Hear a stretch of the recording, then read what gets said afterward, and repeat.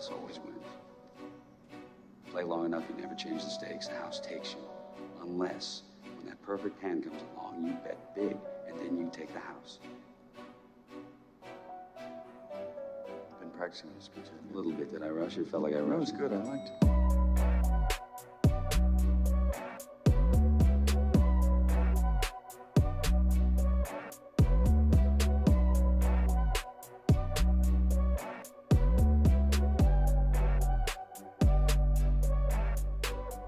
What's up, everybody, and welcome back to the Big Easy Bets podcast. I'm your host, Logan, and with me in the studio, Nick Von Brick. What's up? With us on the ones and twos, Justin the Russian Concussion Mascaro. What's going on? This is College Football Week 7, NFL Week 6, episode 199. We are one episode away from 200 consecutive episodes of this podcast. We got a lot to dive into. Hit the subscribe button, hit the like button wherever you're watching or listening. Big Easy Bets is brought to you by BetStamp. If you're looking for a place to place these bets, I had a great week. If you tailed my bets, you're feeling good. You should have placed your bets through the BetStamp link, signupexpert.com. It's in the description. Pick the sportsbook that you want. They have plenty of promo offers to choose from. Use it to your advantage. I've said it like a broken record. You can use it to your advantage to where you get a leg up to start the season, which we're about halfway through this season, though. So got to get it while you can. A lot to dive into. The Saints stink. 0 out of 10. 0 to 10. What are the Saints' chances of winning the Super Bowl? 1.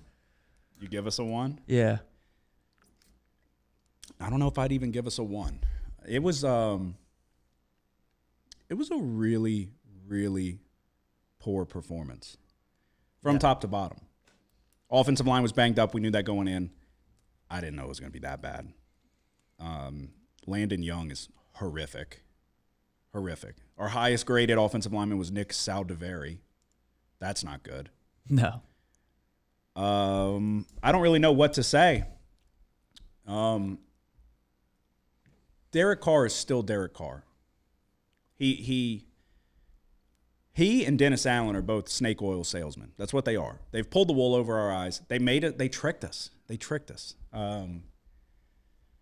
Week 1 and week 2, we're like, okay, they deserved an apology. And now it looks like what we expected is to be true. So Derek Carr's not very good. Derek Carr is an 11-year veteran in this league, and he was seeing ghosts out there against Kansas City. He had pressure in his face, but the problem was he started thinking there was pressure even when there wasn't pressure.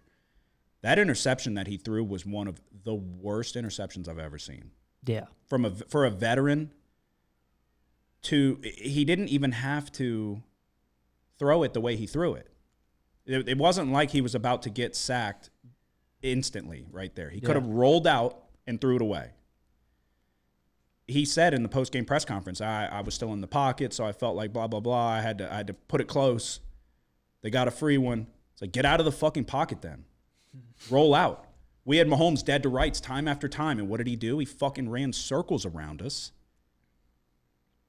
and made a play. This guy's been in the league for way too long. He's making way too much money to throw that. And he does that often. You see him get nervous and scared back there and just panic. So I don't know. What do you do? Yeah, what's the status on him? He's out for probably the next 2 games. And the front runner to take the reins is rumored to be Spencer Rattler. Yeah, I heard that. Sign me up. Sign me up. You find out if he's got the potential or not, or we suck and we lose the next 2 games, and then Derek Carr comes back and we do whatever. But it's either Spencer Rattler's the future or go find the future. Yeah. And I don't know that this draft is going to have the future. I mean, hey, maybe Garrett Nussmeier. Come on down. But next year's draft, well, you're going to have Arch Manning. Yeah, probably. I would imagine. I think all the other ones stayed in 4 years. Like who? Eli, Peyton. Oh, it's a different day and age. His daddy. They weren't getting Peyton paid. and him's daddy. Which I guess that doesn't really back up my argument, but I was going to say they weren't getting paid $10 million to play. But just with like the marketing and all of that, I guess NIL would give you more of a likelihood that he could stay. Yeah. So I don't know. We'll see. But the next year, the following year's class, there's going to be plenty of options. We're going to see what we got with Spencer Rattler, hopefully. One thing, you don't go with Jake Haener. You don't. I don't have anything against Haener. I liked him at Fresno State. He won us money when he was at Fresno State. Jake Haener is a poor man's Bryce Young. He's too small. Arm talent's not spectacular. He got thrown to the wolves in that game. I'm not taking just that game. But I think we all collectively know that Jake Haener's not going to be a superstar in this league. Would you agree? Oh, yeah. So so don't even waste your time. Yeah, I didn't think. He shouldn't be the backup. Yeah, I didn't agree with that decision either. Yeah. So it's one of those things where don't even waste your time with Jake Haener. If you're doing that, it's because you're worried. It means that they're worried that Rattler would put heat on Carr. Mm-hmm. That's the only reason you go with Jake Haener. Because there's no way you look at the two and you go, Jake Haener gives us the best chance to win right now. Because we need a guy who's going to go make a play. And we don't have that. Jake Haener's not that guy. Derek Carr's not that guy. It's got to be perfect for him to have success. And we're in a day and age in the NFL where you have to be able to go make a play. Every top quarterback in the league is able to scramble and make something out of nothing. Look at Lamar and I get it, he's not Lamar Jackson. I'm not expecting him to be. But even Burrow is mobile enough to roll out and make plays, extend the plays, and make something happen. It's not always going to be put on a silver platter in a perfect situation and, I just got to throw it because the guy's wide open. I just got to make a rudimentary throw. It doesn't work that way. So go find a guy Rattler's mobile enough, fleet of foot enough that he's going to be able to extend plays behind a porous offensive line. If we throw Rattler out there, don't get me wrong, I don't think he's going out there to light it up for 300 yards and 3 touchdowns. It's probably going to look not that great. Yeah. But you want to see things here and there. Derek Carr's not good. He's not. Our only offense currently with Derek Carr is to just hope that Shaheed is faster than the DB and just throw it deep. He started kind of hanging in there and making throws over the middle, like 10-yard throws, nothing crazy, but not panicking right away on a few. But then he panics, and then you're backed up. Yeah. So the play he got hurt on. It didn't look that bad. Is that just me? No, but what I'm talking about is why don't they I knew they were going to be blitzing. Yeah, they don't seem to know. Yeah, they seem to be really caught off guard when they send pressure every play. It's like that's the play we're doing against the blitz is to chunk it up against who? Chunk it to who? What's his name? Mason Tipton. And the ball was there. Yeah, no, it was a great throw, but still, it's like there's no just a low percentage. Yeah, no play. It's not likely. It's not like that should not be all you have is to run back as quick as you can and heave it and hope. It's a heave and hope. That's what we do. And that's really what our entire offense has been predicated on. It's been nothing but Shaheed downfield. Yeah. He hates Chris Olave. Hates him. He throws it to Shaheed every damn time. I don't know what's going on there. Chris Olave is beginning to look uninterested down the stretch. I understand that we were out of that game. Mm-hmm. But get him the ball. He's really fucking good. He's grading out fantastic in limited spots. His route running's fantastic. He gets open. Get him the football. Yeah. He ain't the only receiver that's going to get frustrated. They all get frustrated. All the good ones get frustrated when you don't throw them the ball. Yeah. So I don't know what we do. It was a terrible game by the defense, though. Oh, 100%. No, that first drive, because I was on the Saints, it was the worst bet I had this week. I had a great week. This one, a lot of the losses I had this week probably should have been wins. This one was not. This was a bad play. The Chiefs should have had a lot more points than they did. Butker missed a field goal. Yep. They threw the interception to Kalen Saunders, who might be the fastest player on the fucking team. He was like, he has the shortest strides, but the fastest feet. Yeah. It was crazy. It was like Speedy Gonzalez. Like, that was wild. They should have had so many more points than they did. In the trenches, and you understand on the offensive side, you've got Landon Young, you've got you've got people that you don't even know who they are. You expect to get beat there. I expected we would be able to do something though, but on the other side, they were just moving bodies. Cam Jordan, it's time. Yeah. It's time. I love Cam Jordan. He's one of the best players in our franchise history. It's time. Chase Young's fucking jogging out there. I'll give Cam Jordan credit. He doesn't take a fucking play off. And that's what people are like kind of dogging him. He's been in the league for fucking ever. Yeah. He's an incredible player. He's been in the league for so long. He's old. Chase Young has no excuse. Chase Young doesn't want to set the edge and then is chasing Mahomes out to the sideline and then just starts letting up, jog, and Cam Jordan comes fucking flying in to put pressure on him and makes him get rid of the ball. So there's a clear difference. Chase Young has all the ability in the world, but not the work ethic. And then Cam Jordan, maybe not as much ability as Chase Young, prime versus prime, but an incredible work ethic. Yeah, I don't know what the deal was with the defense putting our pass rushers out in pass coverage. Yeah, I don't. They did it at least 3 times with 3 different pass rushers. They put Chase Young out in coverage. Yeah. That was the first play Mahomes scrambled and got the first down, the one that got reviewed. Yes. And then Cam Jordan was out there in coverage. Granderson was out there in coverage. I was like, what the hell is going on? Yeah. How about we take our pass rushers and let them rush the passer? How about we take our fast guys and put them on the kick return? Yeah. Why the fuck is Jamal Williams returning kicks and almost taking knees at the one? We don't have anybody. Put Mason Tipton out there. I was like, Taysom Hill with all of his cracked ribs would be more effective. Jamal Williams is not fucking good. I understand he's a likable personality and this and that. He's not good.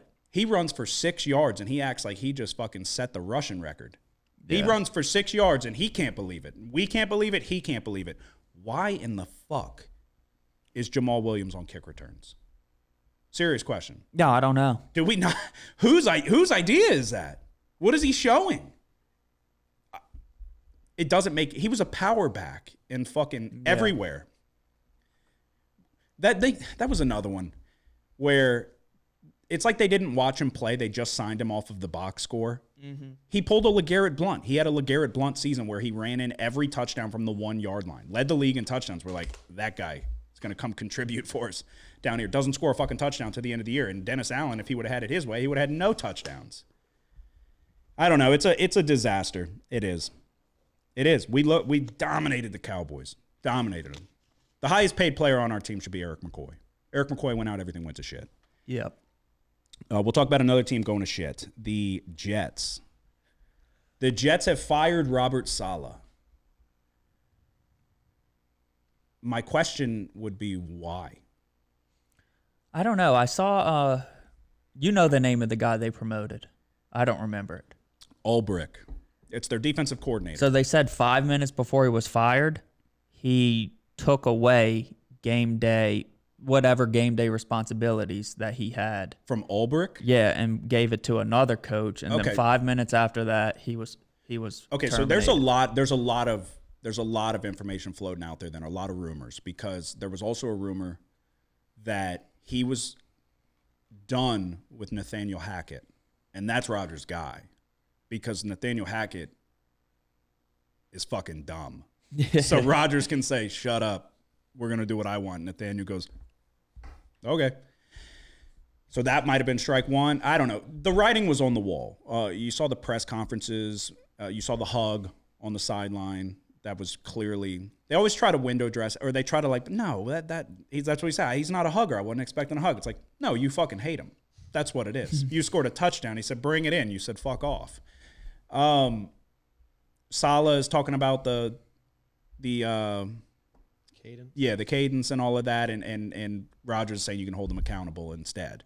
There was clearly they were not on the same page. Make no mistake, Robert Saleh is not a good coach. We talked about it on our Sunday recap before he was even fired. I said I don't think he's a very good coach at all. They're one of the most penalized teams. He's got a horrible record. Rodgers obviously got hurt last year. Kind of gave him a mulligan, but they were not a well-coached team. He hung his hat on his defense and what he did in San Francisco as the D coordinator there. Comes in, first year, great defense, or second year, it might have been, whatever. Great defense. This year, the defense isn't nearly as good. No. It's not nearly as good. But why do you fire him this early into the season, though? Because you lose a game against the Broncos 10-9 in the rain, a sloppy game. But then you go to London and you're playing the undefeated Minnesota Vikings and you have a chance to go win the game on the final drive. And Aaron Rodgers, who threw 3 total interceptions, ends the game with an interception. Yeah. So if they win that game, is he fired? Probably not. But I think it's an extension from what happened last year. And everybody was like, oh, they don't have quarterback play. Well, now they have Aaron Rodgers, and the same problems are there, you know. So when are we going to point the finger at Aaron Rodgers? Because he fucking sucks. Yeah, I mean, I guess they're blaming it all on Salah. Nathaniel Hackett, also dumbass. Yeah. So I don't know. I think, again, I don't think Robert Saleh is a great coach, but I don't know. It's like, you fired him and then you promoted Robert Saleh with a beard? Yeah. I don't understand what this is going to do. It's going to galvanize them a little bit. They're going to be pepped up and they're going to want to win it for the new guy and this and that, the interim. Aaron Rodgers will go out for 500 yards and 6 touchdowns and fucking, I don't know. It's conspiracy theory. Did he throw that interception on purpose? This is a terrible ball. Terrible ball. It was never even close to being caught. Maybe he was like, I'm getting this motherfucker out of here. Yeah. Aaron Rodgers is playing like shit. He's playing like trash. They're not running the ball well. The offense is very stale. The defense is not really the problem. The defense is not good, and it's not what it was last year, but the offense is more of a problem than the defense is. The defense settled in and got him back in that game. Yep. So I think that's interesting. I don't know what's going to go on from there, but we'll see. Yeah, I don't know if it was deserving yet, but it probably was going to have to happen. Yeah. Because, I mean, who knows what – I don't think they were going to turn it around this year with him. Maybe with now that they get the coaching change, they're able to rally a little bit, and maybe there's a little bit more, like you said, pep in the locker room and stuff. Yeah, it's just funky, though. They removed him by security. They didn't let him talk to the players. They had security remove him from the premises. And he had no idea it was coming, apparently. Yeah, like he was blindsided. It's like from The Office when they show up with they show up with the security guard and they're like, get out. It's like, what? I'm the head coach of the New York Jets. Woody Johnson's never fired anybody midseason. It's first time. Yeah. It just seems it's very early into the year. Why'd you keep him?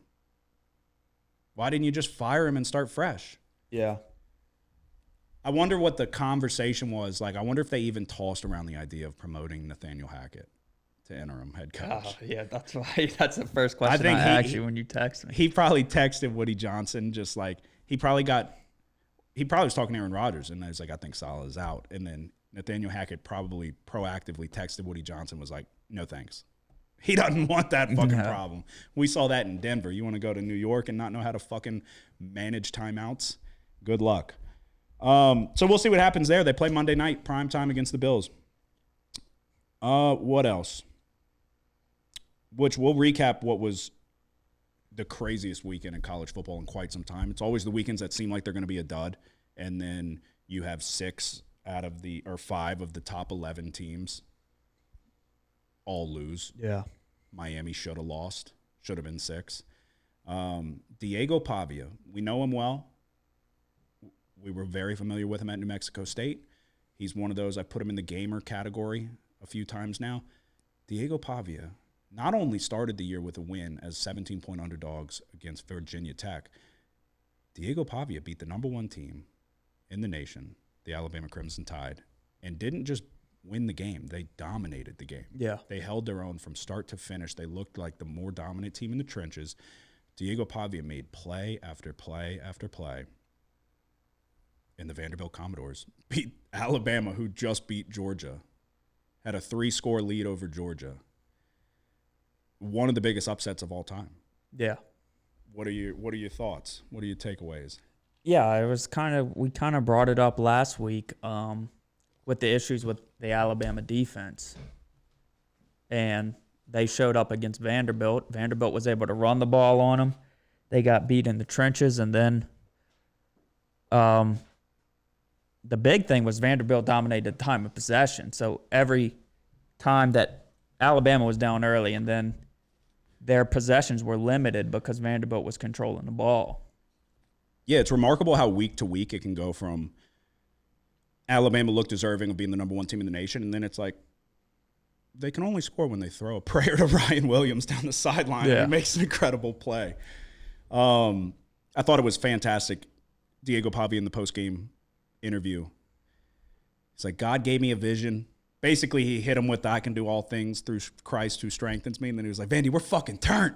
And Ramsey his whole family comes in, and it was a conflicting interview for sure. Yeah. But Diego Pavia's the shit. Diego Pavia is one of those, I'll remember him forever. He's worthy of the praise that he should get. I hope he gets a bag in NIL. He's one of those. It's funny he played the Jesus card because I think he pissed on the opposing team's field last year. Like, he's a wild card. He's like Johnny Manziel after, like he's like Johnny Manziel in the partying days. Yeah. But like it's, I don't even know how I'm trying to describe it. He's just like he's a loose cannon Johnny Manziel, which is crazy. So if you're pissing on the opposing team's field, you're a fucking nut job. So, but the guy can play. It's got to be Jameis Winston time in Cleveland. Yep. Right? Got to be. Yeah. I don't know if Stefanski can't bench Deshaun Watson. That's the rumor going around, is that this is coming from the higher-ups, coming from the owner. Jameis Winston gives you an infinitely more likely chance of winning a game. Deshaun Watson, time and time again. It's like, this has got to be the week they do something. He fucking stinks. He stinks. Yeah. The worst quarterback in football. It's mind-boggling that we're at this point. We touched on it on the Sunday night recap. We don't know if this guy was ever good, but he had us fooled. I remember he paid for all the cafeteria workers after the, I think it was maybe after the hurricane. He just got signed to his deal or whatever, and he paid for the cafeteria workers, like gave them all $10,000 or something. And it was right then I was like, it was like at the height of everything. I was like, and he's doing that? So this guy's going to be the face of the league. And then he assaulted 45 different masseuses, and everything went to shit. So I don't know. I don't know if Deshaun Watson was ever good. I thought he was. He's so bad. And the funniest part, the most ironic part of the whole thing is in the post-game press conference, he was like, we just got to keep taking what the defense gives us.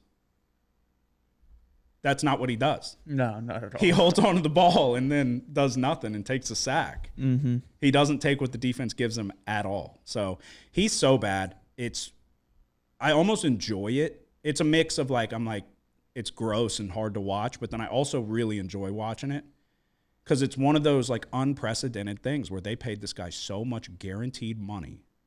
They mortgaged maybe forever. I don't know if they'll ever. It's like the meme that I'll never financially recover from this. Yeah. I don't know if they'll ever financially recover from this. He's got a $70+ million cap hit next year and the year after that. Yeah. $70+ million for one player who's the worst player on your team.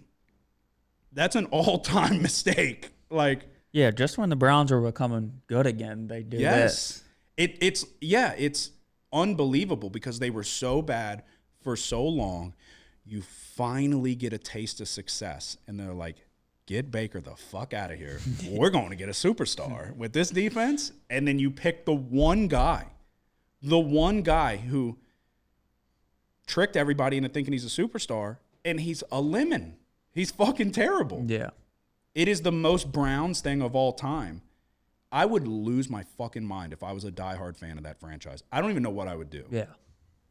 Like, you have to feel so bad for the Cleveland Browns fans. Yeah. And as far as if I was Stefanski, I'd just go ahead and do what I wanted. Yeah, I don't know. Like, what are they going to do? Fire you? Let them fire you. Yeah, buddy, you're going to get fired. Yeah, you keep it up at this rate. I would be in the press conference and be like, I don't want to play him. Yeah. I want to play anybody else. I would like try to spare it because, dude, he was a good coach. He was like, didn't he win coach of the year? Yeah, he's one of the best coaches. Well, people are starting to turn on him, and they're like, Stefanski can't do this. And it's like, no, he's got a dipshit playing quarterback. Yeah, no, they need to make a move. And if they end up firing him for it, I'm pretty sure I tell you what, he'll get a chance somewhere else. Yeah, the second they make Jameis Winston the starter, lock of the week. Yeah. Lock of the week. The defense is going to play great. Jameis is going to play good enough. Whatever the number is, I'll take it. I'll tell you right now. The second they make Jameis Winston the starter, I will bet the Browns. Final thing before we get to the recap. Ashton Genty is on an all-time run right now. If you're just a college football fan or not, you need to watch Ashton Jeanty on the Boise State Blue Broncos. He's the best running back that I've seen maybe in my life. I'm not even exaggerating. But he's having at least the season that he's having. He is on pace for the best season we've ever seen. I think he's on pace for something like 3,000-plus yards and 35-plus touchdowns. Do you know what it is exactly? No.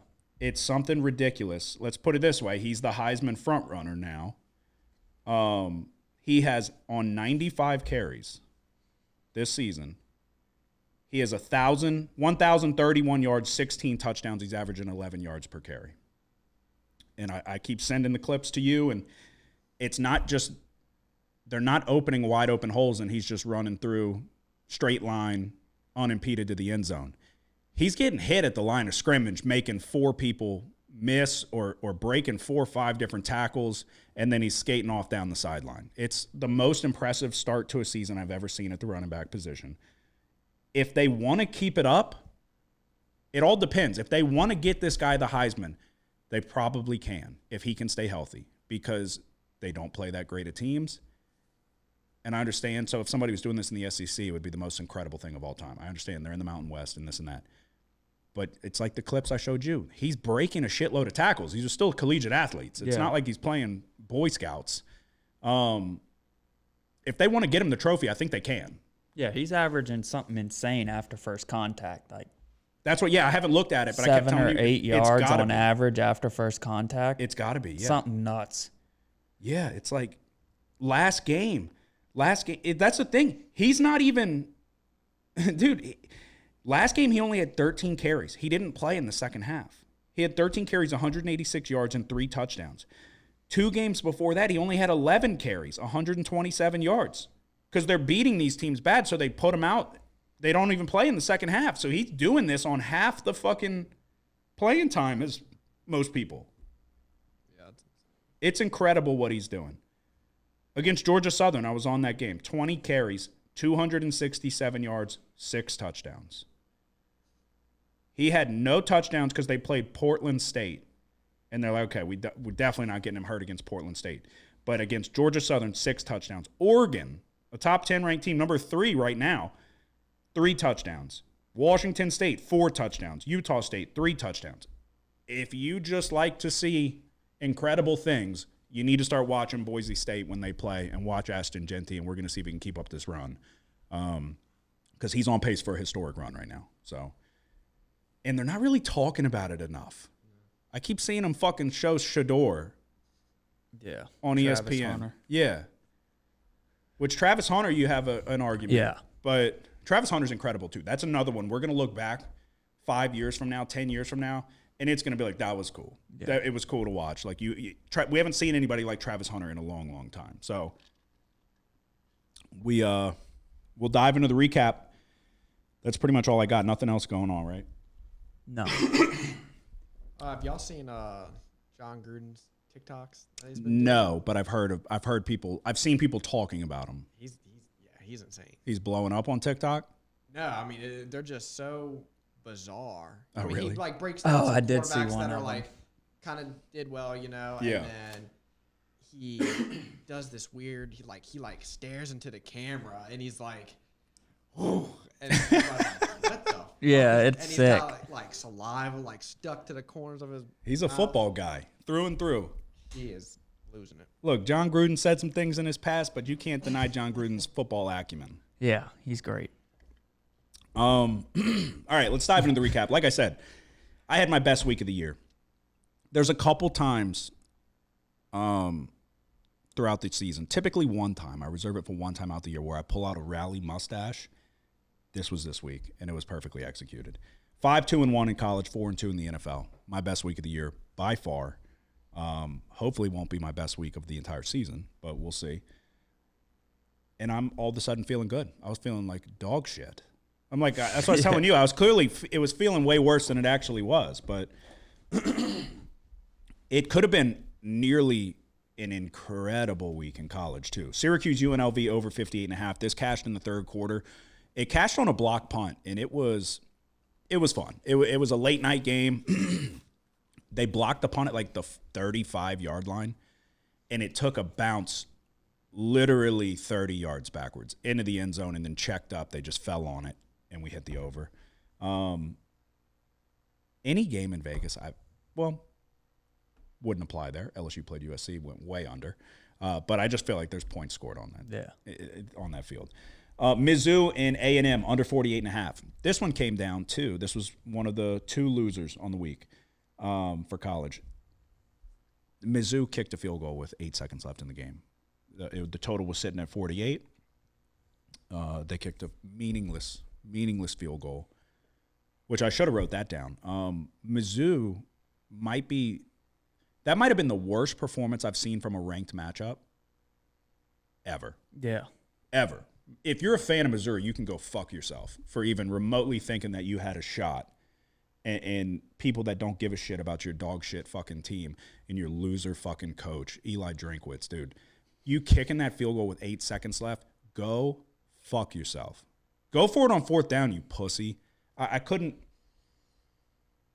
believe how bad they got beat on both sides of the ball. A&M, this is a team that did not look spectacular throughout the entire year. Mike Elko, I like him. I think he's a really good coach. I think A&M's in a good position in the future. You're a top 10 Missouri team with Luther Burden and Weiss and these weapons, and Brady Cook fucking sucks. But on the defensive side of the ball, they could not stop this team for one singular second. It was disgusting. And for it to lose on that last, dude, it's like, I couldn't believe how one-sided that game was. So that was one of the two losers. The other one was SMU Louisville under 57.5. Nick and I were both on this. This got off to a horrific start. There was 24 points in the first quarter, I think. Fast forward to the fourth quarter, we actually had what looked like a chance. I don't remember if it was SMU or Louisville. I think it was SMU was driving, and they fumbled. Yeah. And it was a clear fumble, in my opinion, if I remember correctly. Louisville recovered. They go back and they overturn it. If they get that fumble, they got to go the length of the field. I think there was 6 minutes left. A field goal would keep us on the under would hit with a field goal. Defenses had definitely settled in because I think it was like a scoreless third quarter, or it was close to it. Yeah, there was only one touchdown. So if you go the length of the field there and kick a game-winning field goal, we hit the under. So that was certainly possible. That fumble was going to be huge, but they overturned it. So I've been saying in college there's been opportunities to get lucky, and I don't feel like it's really happened. Yeah, there was a lot of explosive plays in that game. Yeah. So that was annoying when you have the under. Yes. And then Kevin Jennings played much better than I expected him to. Yeah. I don't know. Louisville's defense, maybe they're not. They're overrated. Yeah, they got to be overrated, but Jennings is definitely a better player than I was giving him credit for. So, yeah, we got to start getting lucky in some of these spots. So the wins have been pretty good wins. Like you had your Washington and Rutgers, that should have been a win. We've had the ball not bounce our way yet. So if we can keep stacking winners, and eventually you would expect the ball to kind of start going your way, we'll be in good shape. Ole Miss and South Carolina under 53.5. This, let me pull it up just so I can see the final box score. There's so many damn games. 27-3. When we broke it down, you were on Ole Miss on the spread. That covered as well. When we broke it down, I felt like South Carolina was going to have a tough time scoring in this one, and clearly they did. Ole Miss's defense grades out very well. It actually grades out number one. So, but I felt like South Carolina could do – I felt like they could have some success defensively. It was a poor start, 24-3 at halftime. They held Ole Miss to 3 points in the second half. So Jackson Dart, 14-27, 285 yards. I feel like this offense is a little more hype than substance. I don't know if that is fair. Yeah, I think they're still pretty good. I'm not saying they're not good, but you just kind of had a touchdown that the guy fumbled in wide open field, kind of. Yeah, he was trying. Wasn't good for you, if I remember correctly. Because it wasn't good for me, but we were still ahead. It was great for the under. It was fantastic for me. But I mean, you could be looking at another 7 points for Ole Miss here. That only scored 27, but no, it wasn't like a super dominant performance offensively from Ole Miss. And I feel like they didn't look that dominant. I think clearly against Kentucky. I'm not. You just equate Lane Kiffin to these powerhouse dynamic offenses. Yeah. And when they play bad teams, they drop 60. But then it just the Jackson discrepancy. Dart I don't know. Grading out well, but the eye test to me tells me. I agree. Like,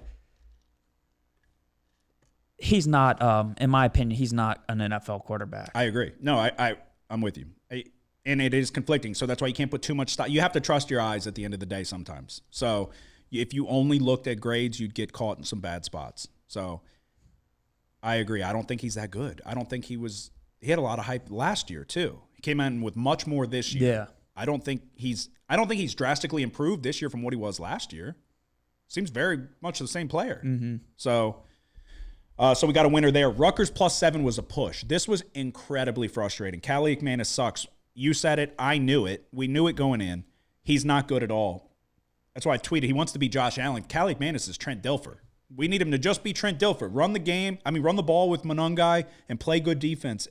They didn't have as much success running the ball as I would have liked, but they were playing solid enough defense. Nebraska with Raiola is just not really that great yet. I'm not saying he won't be. So Rutgers loses by 7. They missed a field goal, maybe 2. There was a wide open deep ball. The best throw Cal McManus threw all day. Dropped right in the receiver's hands. So not only should they have had a chance to win this game, they should have minimally covered the number. So it was a push there. Washington -2.5. Michigan's a fraud. I'm all over this Michigan team. I've been saying it. Washington handled business there. I think they won by 10. Arizona State -3. We needed a late drive, the game-winning drive, but they got the job done. Scadabo's a beast. Kansas is not good. We're going to eventually wake up and understand that Jalen Daniels is who he is now. He threw a great touchdown there to put him up at the end. I understand. But Jalen Daniels is not good enough. He's not what we've been accustomed to the last couple years. And then the Miami Cal over 54.5. This hit easily, if I remember correctly. Yeah. Yeah, 39-38. Yeah, that's right. Cal went way too conservative for one. They kind of just they gave Miami, they opened the door for him to get back into this game, but there was a targeting call that 100% would have put the game away for Cal, and clear targeting. Go to that ACC review booth, and then they're gonna put it in Miami's favor. So you feel for Cal. Game day was there. They should have had it, but they didn't. So Miami wins it on basically the final play, 39-38. But who cares, because it hit the over by a mile. That brings me to 5-2-1 on the week. We are now back to even, 26-26-1 on the year. You had 5 plays. We touched on the SMU Louisville. We touched on Ole Miss, touched on Miami Cal, App State, and Arizona. Yeah, the App State game versus Marshall was pretty annoying. App State, first off, they outgained Marshall by 98 yards. They were penalized 15 times for 158 yards. Yeah. So that's a pretty annoying game to watch. Every time your team comes up with a play or something, it's a 15-yard penalty. So annoying. Aguilar, is that his name? Yeah, I don't think he's that good. He threw 2 interceptions. I think App State was something crazy. They were 6 for 6 on 4th down. They went for it that many times. Yeah, they didn't do that good on 3rd because they were 3 for 14. But Yeah. every time they got to 4th, they seemed to manage to pick it up. But it was kind of like a game that you got behind the 8 ball from the beginning, and then they were fighting back. Penalties just didn't let them get back into this game. Yeah. Okay. And Arizona didn't score a touchdown till like the very last play of the 3rd quarter. Mm-hmm. They're able to move it on Texas Tech, but they settled for a bunch of field goals. They scored 22 points. I think they only scored 1 touchdown. Yeah. So that brings you to 2-3 on the week. Overall 16-19, but 4-3 in your locks of the week. Justin, what was your record on the week? Went 1-3 on the week. Start off with my lock of the week was TCU -16.5. They ended up losing by 11. They played awful. And Georgia -24. They beat Auburn by I think like 17-18. Yeah. And then I had Indiana. That was my lone winner. Yeah, Indiana's good. Yeah, they handled business, but then the under wasn't even close. I think there was like 60-something points scored. Yeah. So, Yeah, tough day at the office. went 1-3. Overall record, you're sitting at what? 12-16-1, and then my locks is 4-2-1. And that means I somehow have the best overall record, Yeah. and it's not good. So that means we need to pick it up starting this week. I don't have a ton of plays. I'm willing to add. I have a couple maybes. How many total do you have? 4. I'm right around that. I think I have 4 as well. How many total do you have, Justin? 4. Okay. To add. Which is interesting because this is an incredible week of games in terms of big-time matchups and all that. Last week was supposed to be the down week, and it was not. So we look ahead to week 7. We're going to start it off with – so now we've reached that point where we have games every single day. Every day for the next, month and a half. Monday, Tuesday, Wednesday, Thursday, Friday, Saturday, Sunday. Football every day. 55 days in a row starting, I think, last Thursday. Yeah. Right now, FIU and Liberty are playing. But tomorrow, Wednesday, New Mexico State and Jacksonville State. Are you on it? No. I'm not on it either. Are you on it, Justin? I'm not, no. Do you have any – does anybody have any Thursday or Friday? No. I do not. Really? What the hell? Okay, well, I don't have anything for Thursday. I want to talk Friday. Okay. Is Cam Rising playing? I'm not even fucking with this, dude. Yeah, and I don't want to. Even if they said he was playing, I wouldn't bet it until I saw him take the first snap. Yeah. No, you can't trust those motherfuckers.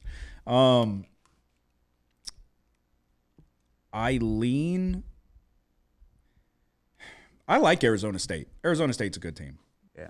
I don't feel confident enough to take them here, but I lean the over just because I'm expecting him to play. But these motherfuckers, man. Utah did not do a good job of stopping the run at all the last couple times they played. Scadabo's a goddamn beast. But who's the quarterback? I'm blanking on his name. Levitt. He's not bad. No, he's not. He's not bad. This team is not that bad. I like is it Dillingham's the coach? I'm pretty sure. Yeah, I'm pretty sure it's Dillingham. This is a good team. I think they have a good coach. I think they have quality players on the field. I don't know. I'm too scared to go on a side on the spread. I don't think I'm going to take a total, but I lean over. I kind of want to take the over. But this opened at 3 in favor of Utah. It's been bet up to 6. So clearly people are expecting Rising to go, but I don't know. All right, we'll go to Saturday. Doesn't look like we got to have something for Friday, dude. I can't sit around doing nothing on Friday. Friday's been profitable to us this year too. I was looking at Maryland Northwestern, possibly an over there too. Loxley, the head coach, is talking about taking over play calling. But all right, we go to Saturday. What's your first one? I'm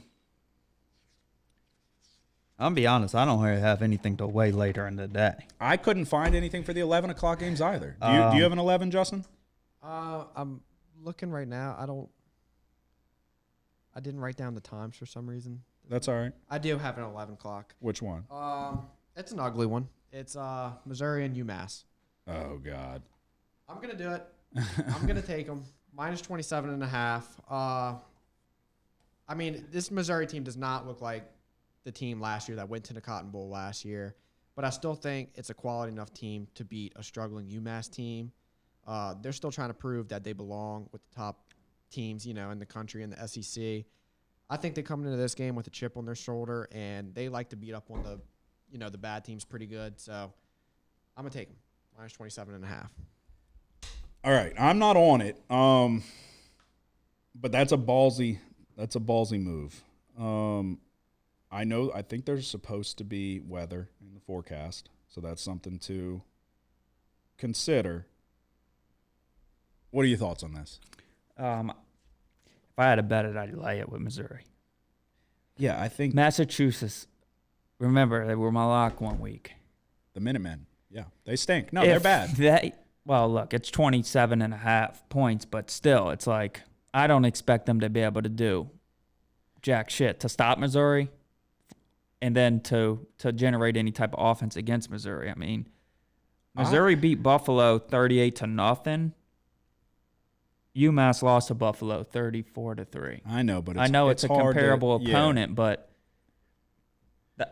Massachusetts is pretty bad. Okay, this is a team that just got fucking embarrassed. So it's you're betting on them to get up for the game and bounce back. Season's not over, so Drinkwitz is going to have his hands full on making sure the guys know that this season's not over. We still have talented guys on fucking paper.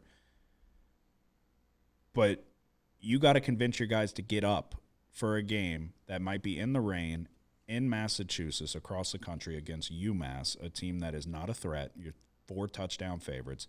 You just got – morale was not high on that sideline. Luther Burden pouted for fucking 2.5 quarters. Yeah. So, in that win against Vanderbilt, that was kind of a stain on them coming in, double overtime 30-27. Clearly that looks a little more after seeing what Vanderbilt did to Alabama. That's not like, they took double overtime against Vanderbilt. This is clearly a much better Vanderbilt team than what we're accustomed to.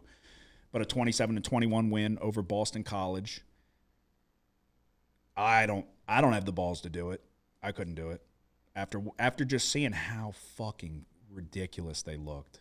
They got embarrassed, dude, bad. 41-10 against a team that is not an offensive juggernaut. So this is a big number. Where did Missouri fall in the rankings? To 21. They should be unranked. That's a pretty far drop. No, it is. I understand. But this is an A&M team that has looked lackluster in spots and just absolutely fucking dominated them. Yeah. Made them look like they did not belong on the same field. So I don't know. This is a good spot to – it's just if Drinkwitz can rally the troops or not. This is a good spot to do it. This is a good bounce-back spot. Start feeling good about yourself. Throw a bunch of fucking deep balls to Luther Burden so he can stop fucking crying. Yeah, that's the thing is UMass's secondary is totally shit. But this dude, Tyson Famacon, he was there last year, and he came in. He was the recruit, and I think it was New Mexico State. I took New Mexico State against them, and he fucking was running all over him. He's got talent. He's not like he's a bum, but he's like he's not as bad as he's one of those like if he was probably smarter, he'd be at a fucking Power 5 school. That's New Mexico State though. No, well that was last year, but I'm just saying he's mobile, he can run. And he's one of those like he'll show you flashes. There's just no consistency and he's probably not bright enough to fucking do something against an SEC defense type of thing. You know what I mean? Yeah. He's passed for 1,280 yards, 7 touchdowns, 3 interceptions. He's leading the team in rushing too. Yeah, so he's the guy. Like he was one. Like he was a. They were like, oh shit, they couldn't believe they got him last year. I remember. Yeah, I watched him play against Eastern Michigan. Yeah, and again, I'm not saying whose defense is not really very good at all, and they kind of weren't able to put anything together there. But all it takes is fucking. I'm just saying. I don't know. There's just levels to it. No, there definitely is, but that's what we would say about UMass is a team that can upset a really good group of 5 team. But look, this is it's like Diego Pavia.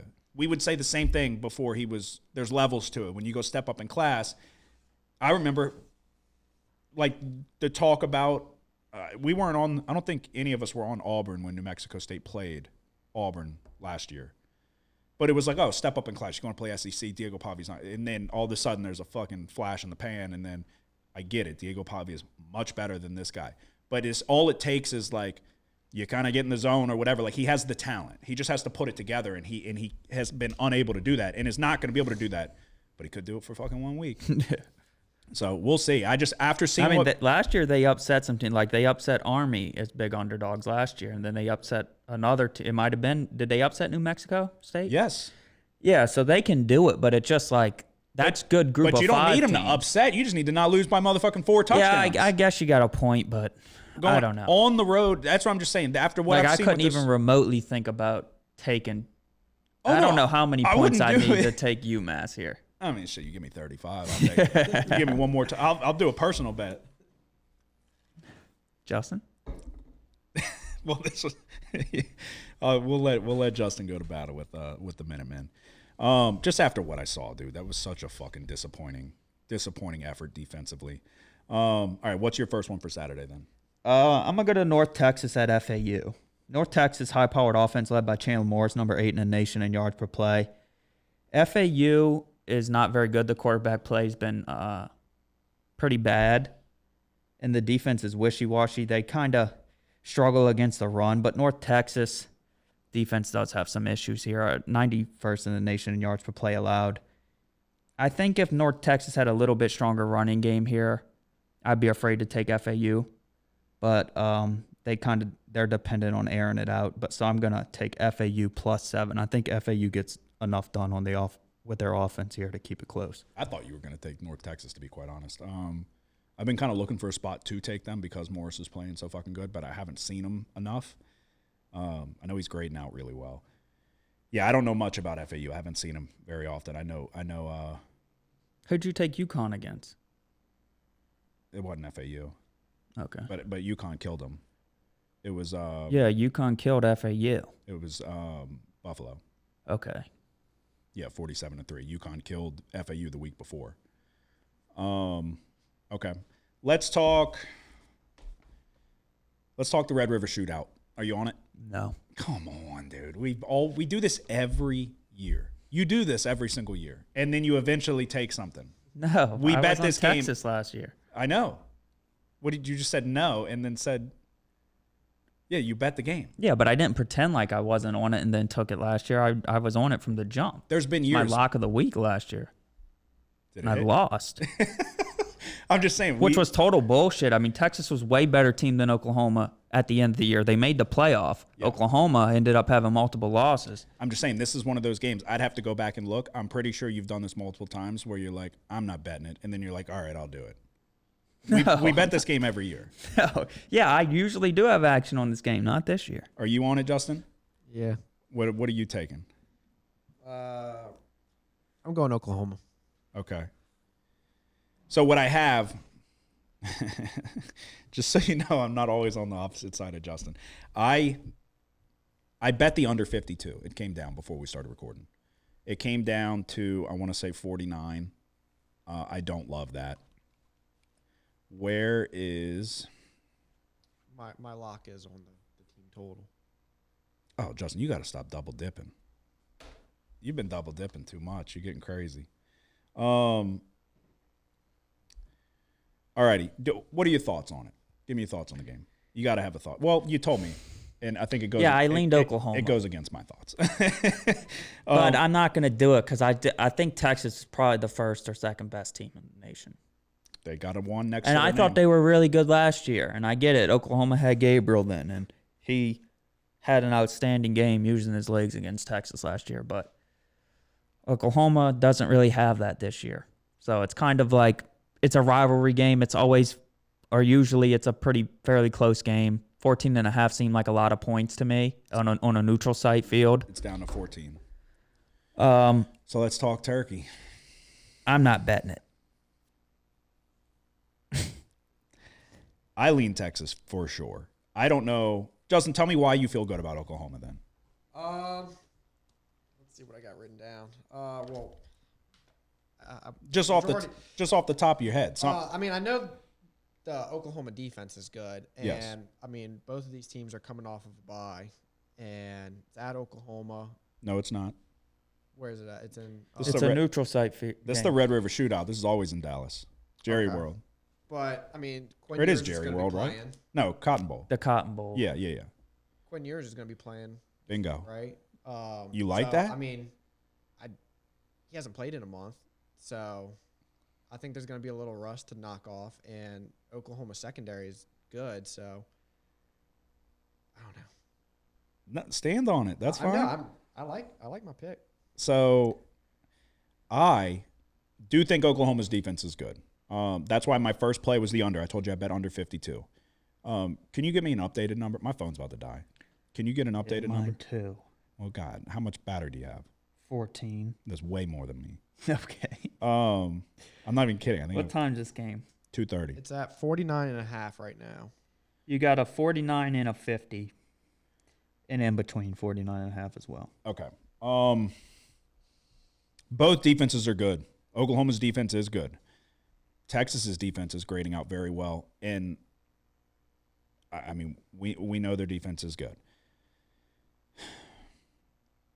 Ewers is coming back. You think Ewers is going to have rust? I don't know. I guess it's possible. Yeah, I don't know. How many times do you think Oklahoma finds their way into the end zone in this game? Yeah, that's going to be the big question. Like I said, they don't have A real big playmaker on offense, so that's why I ended up just staying away. I don't care how many points it looks like it's too many, but So what I wrote down, and again, I got it at a different number, so before I actually give an official pick for the episode, I put, is it Ewers or Arch? This was before they said. It looks like it's going to be Ewers. I put, I'm taking the under. Both defenses great in the top 11. This is a similar to the Tennessee-Oklahoma game, in my opinion. I have a lot of respect for Brent Venables as a defensive mind. I think he can throw a lot to confuse whoever's under center, more so if it was Arch. If it's Ewers, I think it's which we remember last year. Like you said, you were on Texas. I think I was on Texas as well. Maybe not. I might have been on the other side. no, you didn't bet, but you leaned Oklahoma. No, I always bet the Red River Shootout. No, you were on the under. Okay, I was going to say. And Don't it, disrespect me. I always bet this game. I think it we went were on over. it. Yeah, it went over. No, I double Dylan lost. Gabriel was running around. But fucking you everywhere. you didn't take side. The thing about the under, in the last five meetings, there's been an average of 75 points scored in this game. You get there on the it's a indoor, right? Turf field? Yeah. Pretty certain. The Cotton Bowl is on grass, I'm pretty sure. You sure? Whatever. The question is, why is the total this low? You've had an average of the last five meetings, 75 points scored. Why would the total be this low?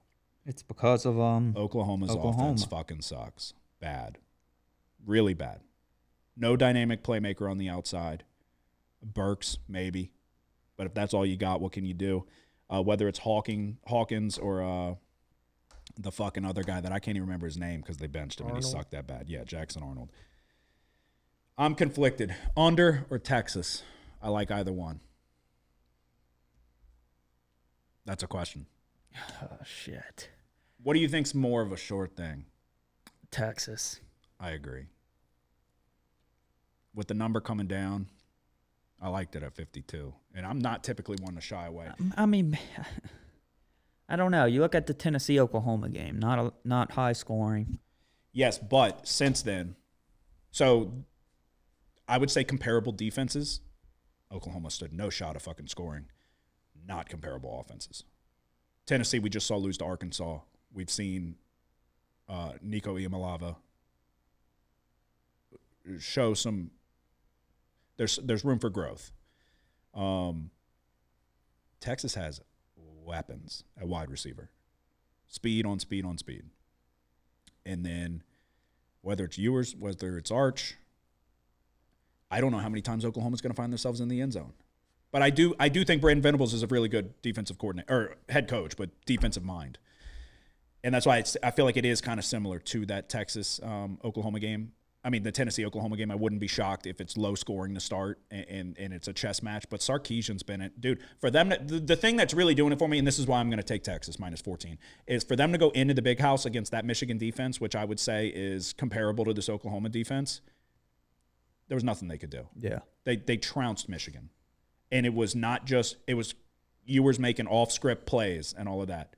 So – and if he doesn't come back and it's Arch, it's a whole different dynamic of his ability to run and all of that. I think Sarkisian's going to kind of go into his bag in this one. And I think he understands what happened last year and he knows what he has this year. I'm laying it with Texas minus 14. Like I said, I'm on the under 52, but with the number coming down for the sake of it, I'll just do Texas for the show. You going to hop on? No. Crazy. You're not going to have action on the Red River Shootout. No, dude. Dude, come on. Alrighty, let's talk another big one then. Ohio State, Oregon. You on it? No. Oh, yeah. Oh, yeah. Okay. Yeah. God damn This it. is my deepest dive, too. Deepest dive. Well, I did a deep dive of it as well. So, Justin, are you on this? I'm not. Oh, my God. All right. You first or me first? You can go. Ohio State's, those are my guys this year. So, a huge new Big Ten matchup, number 2 versus number 3. Neither team has really played anyone yet, but Ohio State has covered both conference games while keeping it very vanilla. They haven't shown you much. But since hitting conference, they're 2-0. They're 3-2 against the spread overall. The two that they didn't cover, Akron in a 52-6 win, and then 49-14 win against Marshall. Those are their two non-covers. Oregon is 1-4 against the spread overall. They sleptwalked against Idaho. They nearly lost to Boise. They've left a lot to be desired this year. I think Ohio State's the most complete team in the country. Judkins and Henderson at running back, each one's averaging 7.8 yards per carry. You've got Emeka Egbuka and Jeremiah Smith, both grade out in the top 15 for wide receivers. There is too many guys on the Ohio State side that can put their stamp on this game and make a difference. Dylan Gabriel comes in with an ADOT of 6.5 yards. It's the lowest of his collegiate career. Only 7 big-time throws. 3.9% of his throws have been big-time throws, meaning throws down the field. It means he's been very conservative, getting the ball out quick, getting it to his athletes against teams that don't have the athletes to match up. Ohio State is going to have the athletes to match up. Defensively in the trenches, Ohio State's going to be too much. Jack Sawyer, Tyleek Williams, and JTT, they're going to be getting after Gabriel. He wants to get the ball out quick. That's great. They're going to keep everything in front of him. The safety duo of Downs and Ransom gives Jim Knowles a lot of diversity in his play calling.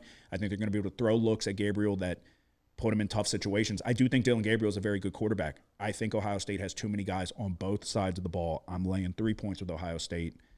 I told you could have made this up to a touchdown. I'd still lay it with Ohio State. I feel strongly about this. I don't give out locks anymore. My locks are dead. But I love Ohio State in this spot. I think Ohio State is the best team in the country. Yeah. The number one question mark is obviously Howard.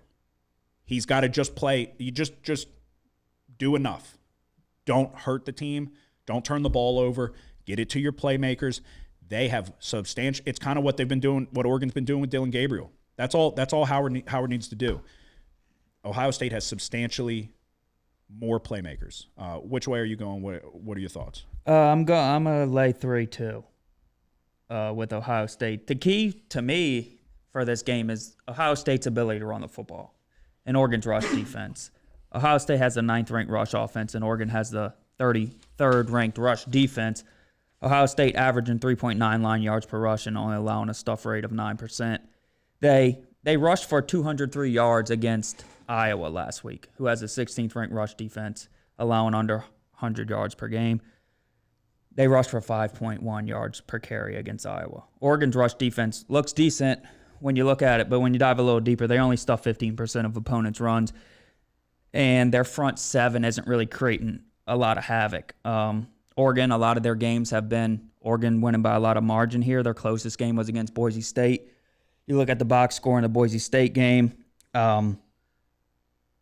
they have the nation's best running back in Genty. We mentioned it. Mm-hmm. But Oregon gave up 6.7 yards per rush against Boise State.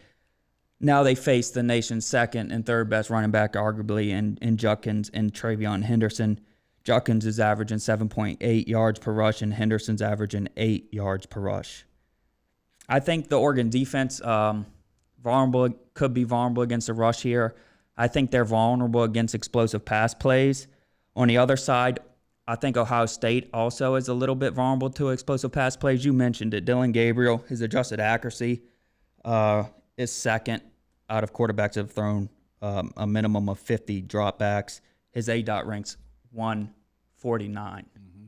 So I think it's going to come down to, I think Ohio State's going to be able to run the ball. Obviously, Will Howard is going to have to make some plays here and there. All the weight is going to be put on Gabriel's shoulders here in Oregon. It's going to be, can Oregon keep up with Ohio State here? And it's going to be all in Dylan Gabriel. He's going to have to throw the ball downfield if Oregon wants to keep this game close or have a chance to win.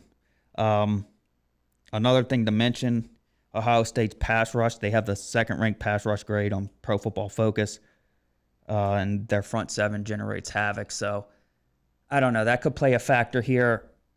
It's not like a super big play for me. I get a little bit worried about because I bet a lot on Texas last year against Oklahoma and Dylan Gabriel. And Dylan Gabriel took over the game by running the ball. I don't think he's going to be able to do that here. But I have been impressed with his play so far this year. I think it's slightly possible that he keeps them in there, gives them a chance to win with Oregon being at home. Yeah, we've seen Dylan Gabriel since we started the show. We've seen Dylan Gabriel at UCF, Oklahoma, now at Oregon. We've seen him bounce around. he is very good. I know he's good. It's not. This is not Dylan Gabriel's a liability. That's why I'm betting Ohio State. Ohio State has too many guys. Jack Sawyer's probably the best edge rusher in the country. But then you've got JTT, who 2 years ago was looked at as the best edge rusher in the country. Tyleek Williams in the middle. Dude, they have so many people just on the defensive line. So exactly what killed Texas last year was not Dylan Gabriel with his arm. It was the ability to scramble and make plays. I don't think he's going to be able to do that here. I do think Ohio State always has DBs. Caleb Downs was the number 1 recruit in the transfer portal. They haven't had to do very much. They haven't had to show really anything crazy on either side of the ball. Jim Knowles, now this is his second or third year there. Jim Knowles has always been a good defensive coordinator with Oklahoma State before. He has nothing but weapons. He can throw all kinds of intricate looks at Dylan Gabriel, try to confuse him. They do have a good running back. I think James, he's a good player. They don't have a ton of top-end talent on the outside at wide receiver. Not saying that those, in comparison, Jeremiah Smith, probably the best wide receiver in the country. I understand what Ryan Williams is doing, this and that. Jeremiah Smith makes an incredible one-handed contested catch time and time again. Just throw it up to him, and he's going to go make a play. Oregon doesn't have that guy. When things break down, they can just throw it up to him. So if Walker Howard or whatever, fucking Will Howard, not Walker Howard, if he gets into trouble, there's just too many guys that can just go make a play that I don't think Oregon has, and they're not going to be able to keep up with. Tough place to go play, I understand. But when you can run the ball, like Judkins and Henderson, we saw the success that Ginty had. This is a better offensive line. I'm not going to say a better running back, but Judkins was the best running back in college football last year.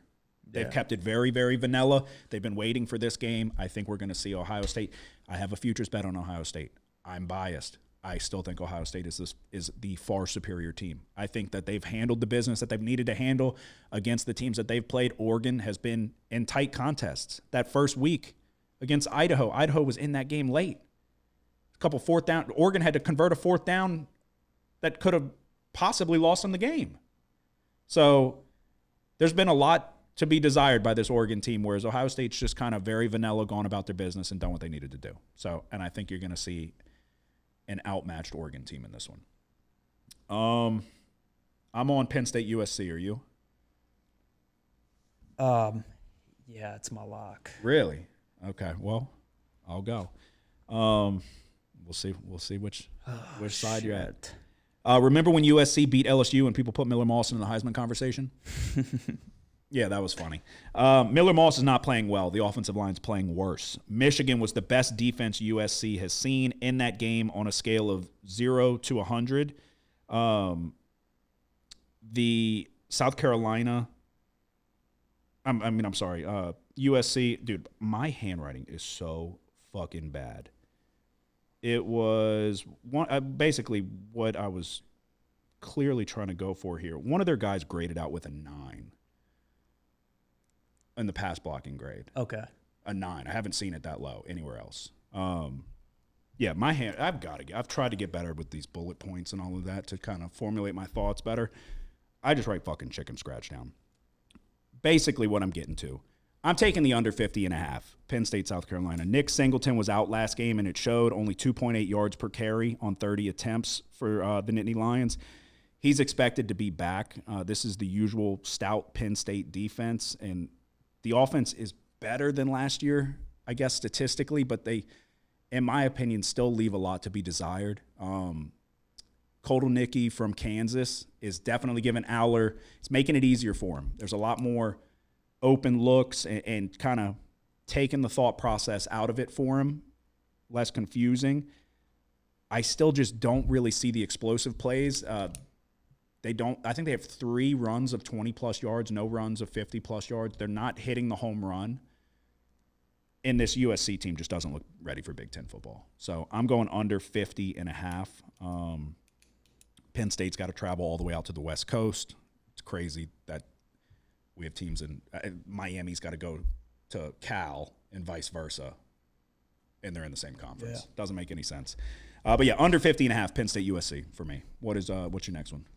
I'm going to go to Oregon State -4 at Nevada. I'm going to take Oregon State here. They've shown ability to run the ball and control the clock. They're averaging 3.7 line yards per rush. They have the 6th ranked rush offense, and their number 2nd in the nation in time of possession. Giovanni McCoy, the quarterback for Oregon State, it's not bad. I think he does a good job on kind of picking up first downs with his legs.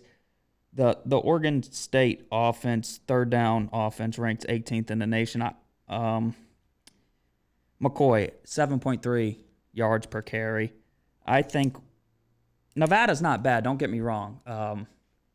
They're kind of similar teams too. Nevada's a good third down team. They also are good against with time of possession. I just think Oregon State's just a step ahead here. I'm going to take Oregon State -4. Okay. What's your next one, Justin? I just have my lock. Okay. I don't do locks anymore in college, so I have one more play left. You have just your lock left? Yeah. Okay. I am going to LSU Ole Miss. Oh, shit. I was thinking about this game. Okay. I'm going under 64.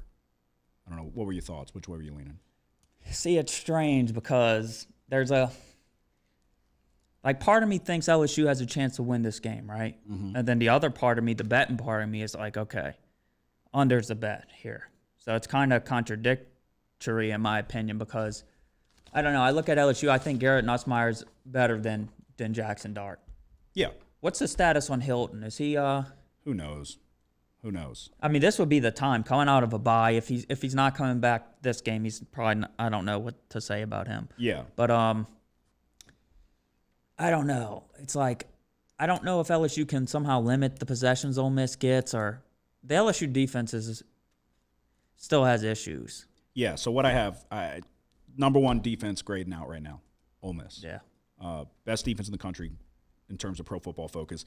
LSU, I get it, is horrific in coverage. I think Blake Baker is going to have they're going to have them try to keep everything in front. Don't get beat over the top. No coverage busts. Play the field position game. Like they're going to let them march down once you get to the red zone, try to condense everything and try to hold them to field goals. I think if you listen to Brian Kelly in the post-game press or the pre-game press conferences, Brian Kelly's told us he wants to try to limit the number of possessions the opposing team gets. He wants to avoid shootouts. That's not what he wants to do. That's not the kind of game he thinks that we're cut out for. So I think under's the play. I think people are going to be all over the over. You've got two good quarterbacks. You've got two. That's what I said, that Ole Miss offense on paper is – you're like, okay, that's one of the best offenses in the country. They leave a lot to be desired in certain spots. Their third down conversion percentage, they struggle to move the chains in certain spots. I think the defense – it's only going to get better. Is it crazy to say we might be better without Harold Perkins? Like, I think the secondary is horrific, and you're going to try to make up for that by allowing that. Keep everything underneath. Keep everything in front. Don't get beat deep. Bow up in the red zone. And then Brian Kelly, I think we're going to try to control time of possession here. So I'm going under 64. Yeah, I'm going to take it too. I kind of agree. That was my thought process behind it was we've kind of seen LSU this year. The offense is good. It doesn't really red zone score a ton of points. Red zone issues. But they can methodically move the ball downfield. Yeah. They're not really dependent on explosive plays to move the ball. Definitely a little different offense now that Caden Durham's kind of taking that step forward. But, I mean, you look at that USC game. I think I was on the over. That was a blind over bet, basically, under. It's one of those – the offense isn't – on either side. I think the offense on either side here, LSU or Ole Miss, is not as efficient as you would like at this point in the season. They obviously have the capabilities, but Ole Miss's defense is grading out very well. LSU's is not. But I think that Blake Baker's going to scheme it up to kind of make up for the lack of ability in the secondary and then try to throw some looks to confuse Jackson Dart. So maybe put pressure on him and I mean, Kentucky and South Carolina, better defenses than what we have, but they're showing you blueprints to kind of rattle him a little bit. Yeah, I think that's the big thing for LSU here is people get caught up in like, oh, we're not a really good defense. We're a lot better, in my opinion, than we were last year. Yes, we're able to get some pressure on the quarterback. We were able to generate almost zero pressure last year. The secondary still has its issues, but I think the biggest thing is the pass rush this year from last year. So, I like LSU. Okay. It's tempting to take them +3.5. I can't do it. Can't do it. We've seen it bounce 2.5, Yeah. 3.5, Yeah. 3. I feel much more confident about the under Yeah. than I do LSU with the points. Alrighty, all we got left is locks, right? Yeah. All right, our best bets of the week for college football. I told you my locks are dead. You're only listening to these two. It's a lock, Kramer. You've had this thing under control for almost 3 years now. But it's a lock. They need that fucking juice. They need that next bet. They need, come on. Yes! When they win, they go fucking crazy. You're a bad motherfucker. Go in that shower, grab your fucking nuts, and tell the world somebody's sniffing my fucking nutsack today. Because I ain't got time to fuck around no more. All right. Penn State, number 4th ranked team in the nation, traveling to play USC. 4 straight home games for Penn State. Now they have to travel on the road.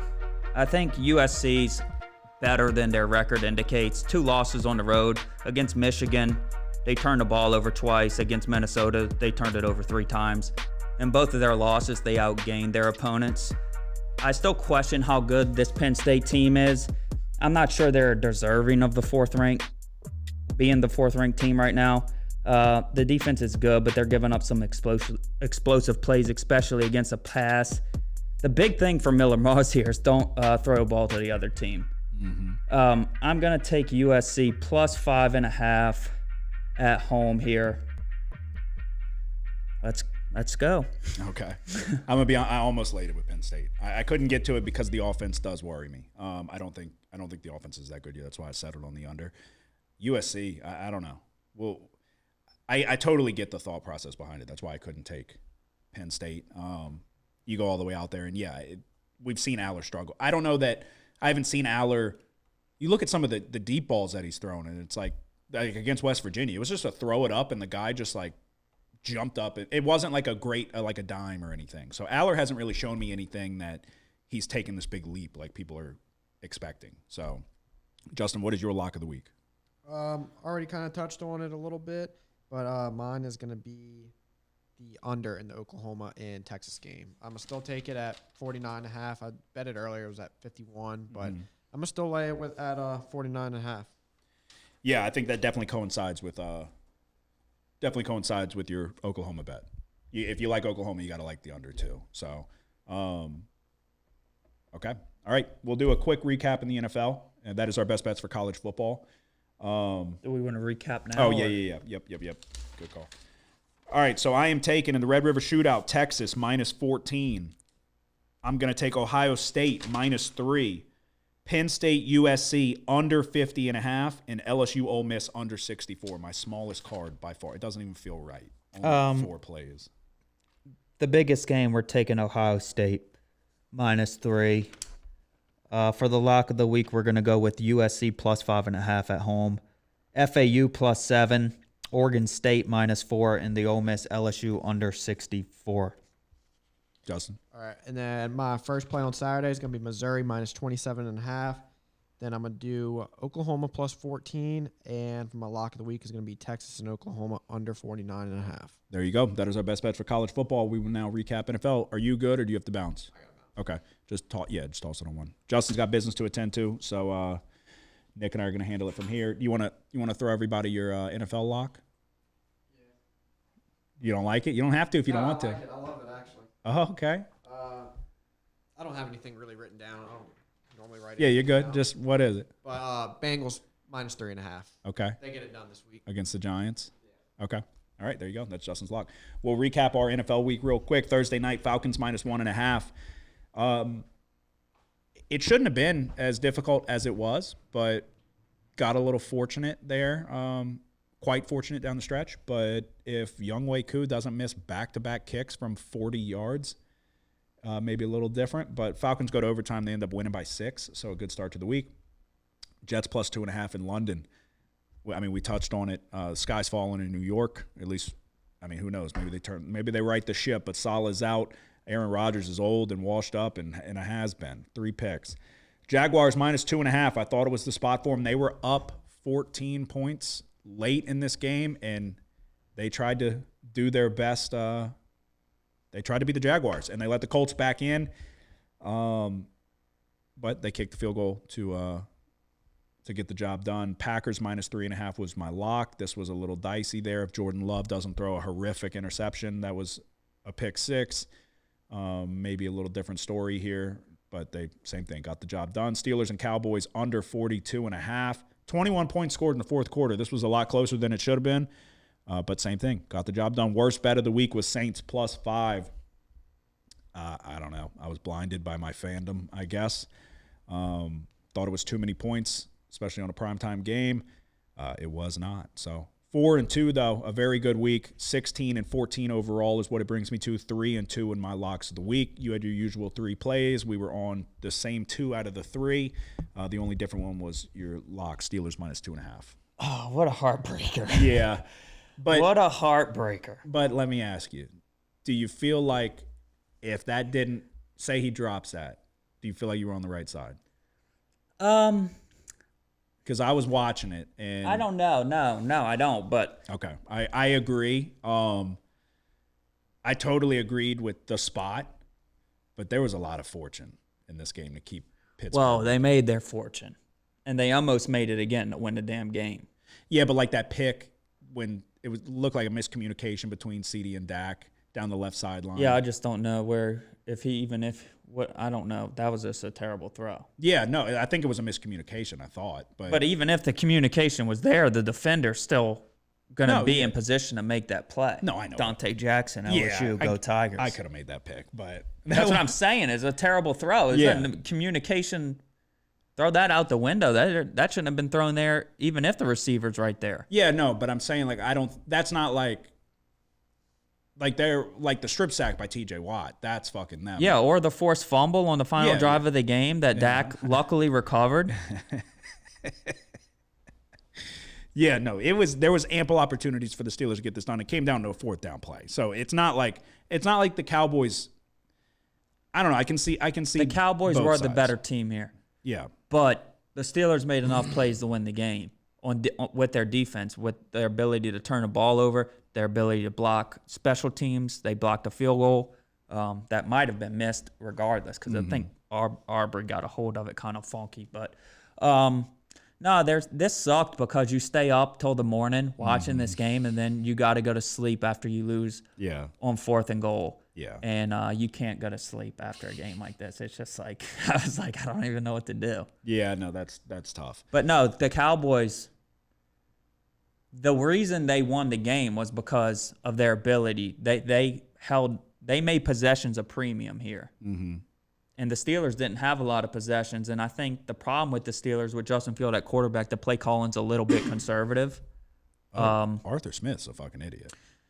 Yeah, and I think it was a little bit too conservative for how few possessions the Steelers offense had in this one. Mm-hmm.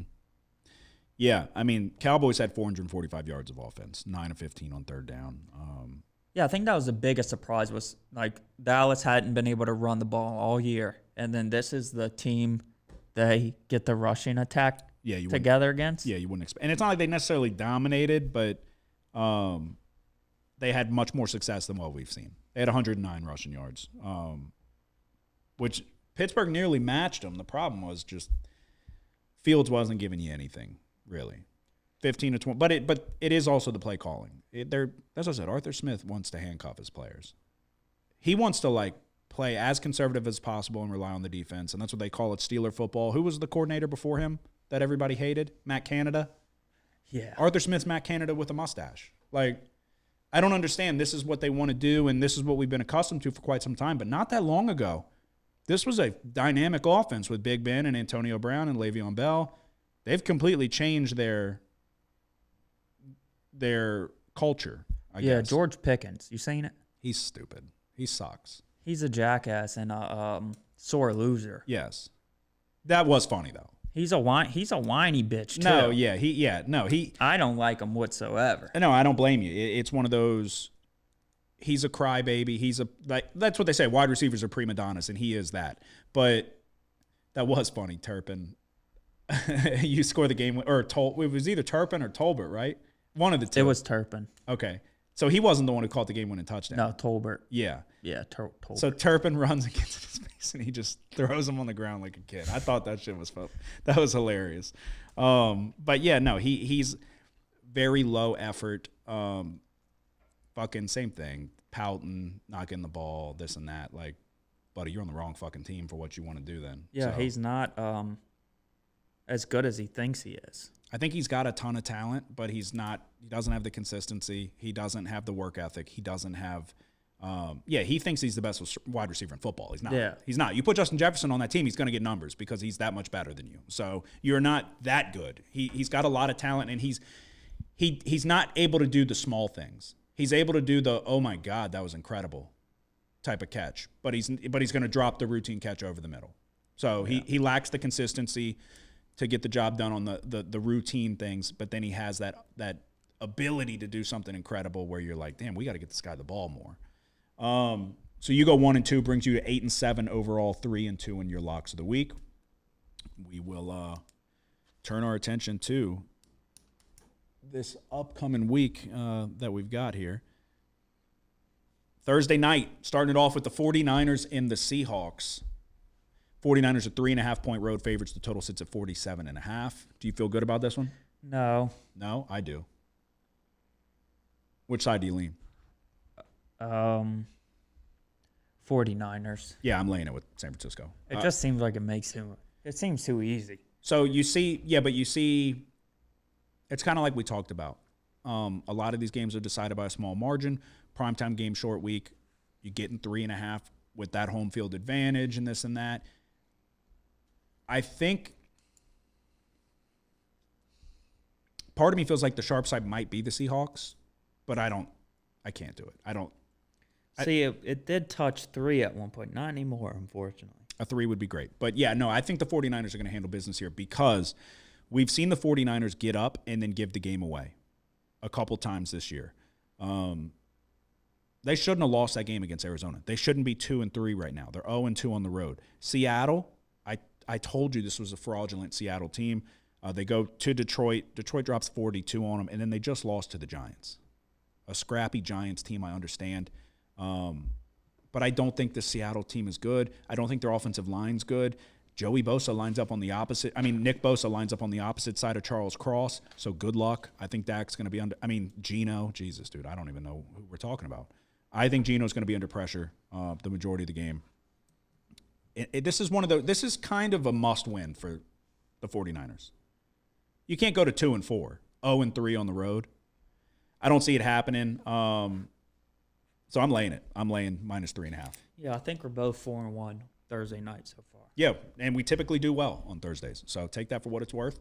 But yeah, I'm laying the points here. So we'll go to Sunday, London. You on it? I don't know. No? Are you? I thought I was the king of London. I'm not even a knight. I'm just a squire. I am not currently on it. I don't feel good about it. I lean Chicago, but then, dude, Jacksonville, their owner wants to have them play permanently in London if he could. So they're familiar with London. Are they playing 2 weeks in a row? I'm pretty sure. I think so, yeah. No, I mean, he's like been the big advocate for playing the games over there. Shit. I want to have action on it just because I want to wake up early on Sunday and be able to watch football, and it always ends right as the games are starting, you know? Yeah. So, but I don't know. I don't feel great about it either way, you know? I could see an argument for either side. Under 3, I'd probably lean Chicago with the defense, and the offense seems to be waking up and blah, blah, blah. But It's 2.5. yeah, that's what I'm saying. Yeah. 1.5 at FanDuel. Really? You lean Chicago? Yeah. I don't think The Jacksonville defense, dude. yeah. It's like that game had no business last week being as close as the final score. Yeah. And it's all because of their... But Josh Hines Allen started kind of getting after the quarter. So it was more in the beginning. Well, down the stretch, they fucking melted when they shouldn't have. Yeah. But in the middle of that game, Jacksonville started asserting their will. Josh Allen was getting after the quarterback. Trayvon Walker was getting after the quarterback. So with this, I can't do it. Now with this Bears offensive line, they're going to be able to get to Caleb Williams in spots here. So, yeah, 24 fourth quarter points from the Colts. But they started with their scripted plays. They scored a touchdown. 3 points in the second, none in the third, 24 in the fourth. But I'm telling you, they were starting to put Flacco under duress. They sacked him 4 times. So I just don't feel confident enough in Caleb Williams yet to take this. So you think about taking it? I'm not going to. Okay. Alrighty. Let's talk about. So Justin just gave us his lock. For anybody just tuning in for the NFL games, Justin had to go take care of some business. So it's just us in here right now. He said his lock of the week was the Bengals on the road, -3.5. I lean the Giants. What are your thoughts? I'm not on it. What I am on is the over 48.5. I lean the Giants. I almost took the Giants, if I'm being completely honest with you. I'm taking the over because that defense for the Bengals is really bad. That offense for the Bengals is really good. You've got Jamar Chase trying to get paid. You've got Joe Burrow. They're friends. Joe Burrow's already been paid. They're going to put up numbers, I think. Joe Burrow played a near flawless game against the Ravens. Made one mistake, and that was the difference because their defense is so bad. The Giants are not that good on offense, but they're not that bad. I think they will be able to have some success here. Daniel Jones shows you flashes here and there. This Bengals defense is really, really bad. And I think the Bengals are going to be able to put up points. So I'm going to go over 48.5. Sunday Night Football. What is your next one? You've got one more and then you lock? Yeah, I'm going to go to Monday night. And okay, it disgusts me. You're going to lay it. No, you're going to take it. Yeah, I'm going to take the Jets plus 2.5 against the Bills. It sucks because it's a really tough spot. It's hard to take the Jets after last. It feels like the spot though. Yeah, because it's like they fired the coach. Yeah, they got the Bills defense. We've kind of talked about it this year a little bit, and we saw it against Baltimore, and then they didn't do terribly against the Texans last week, but I think the Jets can get the running game going here. Mm-hmm. And that's the most important part to me to getting the offense going. You have 2 really good running backs, Breece Hall and Braylon Allen. You can't ask the old man to do it all for you. So I think the Jets plus 2.5 is the bet here for Monday night. Okay. What are your thoughts on Dallas and the Lions? Oh shit! I don't know. I'd probably take the Cowboys. That's the way I lean. But it's worrisome. It's worrisome. I don't feel great about it, but Dak's playing well, like we talked about, and that's secondary for the Lions is a problem. You let the Seahawks put up however many points they put up, 29. I don't know. I keep getting burned on this spot, though, with Dallas at home. Yeah, for some reason they suck at home. Yeah, it's weird. But they got to feel like they've been treading water, and that was a big win that they just got in Pittsburgh. You don't get that win, and you go to 2-3 as opposed to 3-2. The Lions secondary is really bad. I feel like, I don't know. It was a weird week in the NFL. It was tough to find stuff that I really liked, which you always do your usual 3, but I have a limited number of plays. I guess I'll hold off. Fuck. All you have left is your lock? Yeah. Do we take the Bears? I'm not going to do it. But I do think that it's like kind of narrative-based thinking, but I don't know. The rookie, the star. Yeah, you going into another country. Yeah, if you want, worldwide stage. Yeah, if you want to grow the game and you want this guy to potentially, possibly be one of the faces of the league, what are your thoughts? I'm gonna take the Bears. You got to. You are taking them? Yeah, the Bears defense. Okay. They're gonna make Lawrence do that thing where he runs away from nobody. Yeah. All right, I'll take him. Yeah, I mean,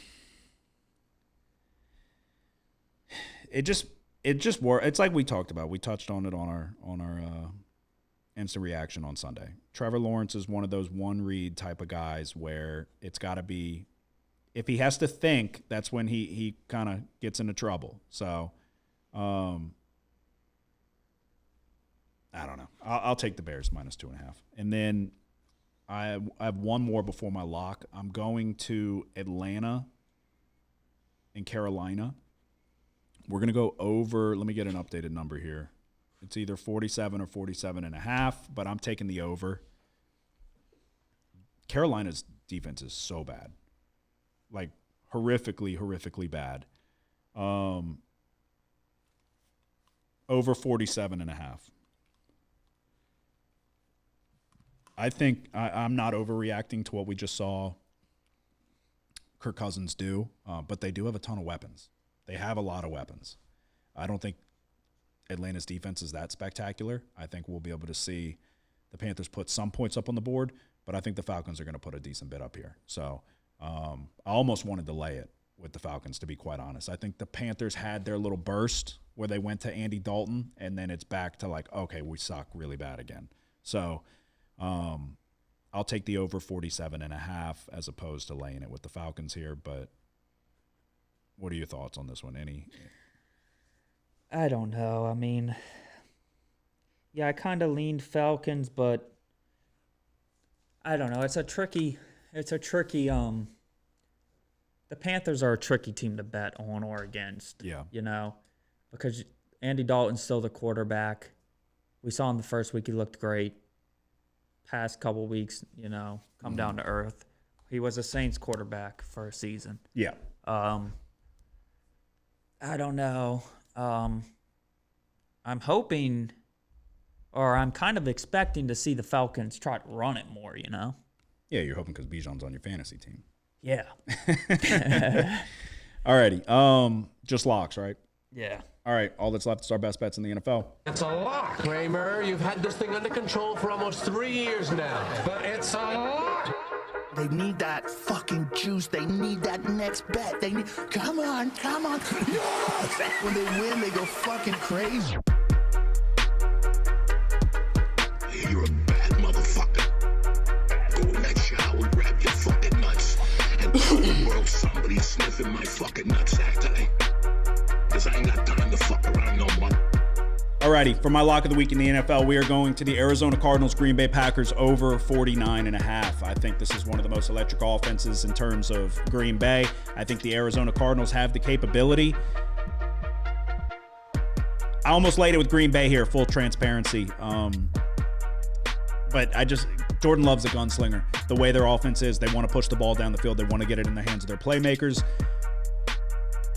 I'm going over 49.5 for the Packers Cardinals as my lock of the week. What about you? New England Patriots +7 at home, going against Houston. Brissett's out. Drake May, big play of the day. I told y'all about him. Y'all about to find out. You think? I don't know. I think he'll play. I think he'll play better than Brissett. I think he at least from what we saw in the preseason and being a young player, he's a guy that can get the ball out of his hands relatively quickly and make a decision quickly and go through his progressions fast. I think that's what the Patriots need. I don't think they're gonna be a good team now or anything, but the defense is still pretty good. Peppers. Jabril got arrested. He's a what'd he get charged with? I think he tried to choke a bitch. Oh, yeah. Criminal activity for them. Not good. Yeah, but 7 points at home. It's the NFL. It's a quarterback change. I know it's a rookie, but I thought he was possibly the best quarterback in the draft class. But Clearly not. But he hasn't even played one down yet. clearly not going to be as good as Jaden Daniels. But We'll see. I mean, Drake May's going to get more Super Bowls than Daniels. don't care. As long as he doesn't get the first Pro Bowl, I couldn't give a shit less. If we get 5 touchdowns here. He will never make the Pro Bowl this year. Impossible. Okay. That is our best bets for the NFL. To recap, Thursday night, I'm taking the 49ers -3.5. I'm taking the over 48.5 in Bengals and Giants. I'm taking the over 47.5 in Falcons and Panthers. London, Bears, -2.5. And then my lock of the week is going to be the Packers and Cardinals over 49.5. I'm typically an underbetter. We have 3 overs this week, so Godspeed. Yeah, we're going to take 49ers -3.5 on Thursday night. New England +7 for the lock of the week. Going back to the London game, we're going to take the Bears. What number did you say?